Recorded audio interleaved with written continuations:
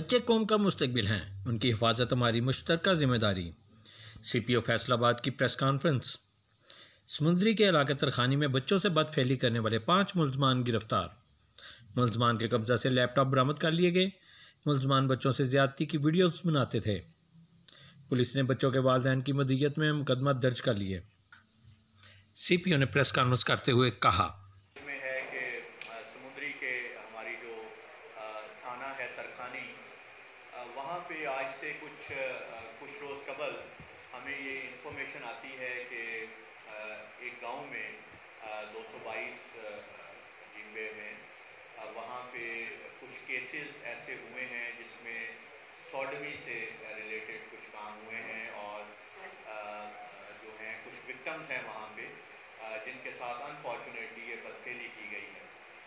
सो उस पर इमीडिएटली हमने रिस्पॉन्ड किया एंड वी वांटेड कि हम ना सिर्फ लोगों को एंगेज करें, विक्टिम्स को एंगेज करें, बल्कि उनको मोटिवेट भी करें और फर्दर जो नाम उनमें मुल्ज़मान के आ रहे थे हम उनको अरेस्ट भी करें। सो इसमें मैं आपको बताता चलूँ कि पिछले 3 दिन से we were continuously working there. इसमें मेरे DSP साहब, SHO साहब, SP साहब, SSP इन्वेस्टिगेशन और गुज़िश्ता रोज़ हम सारे वहीं पे थे। आज मिनिस्टर साहब भी वहाँ तशरीफ़ ले गए उसी गांव में, इनका हल्का इंतखाब भी बनता है।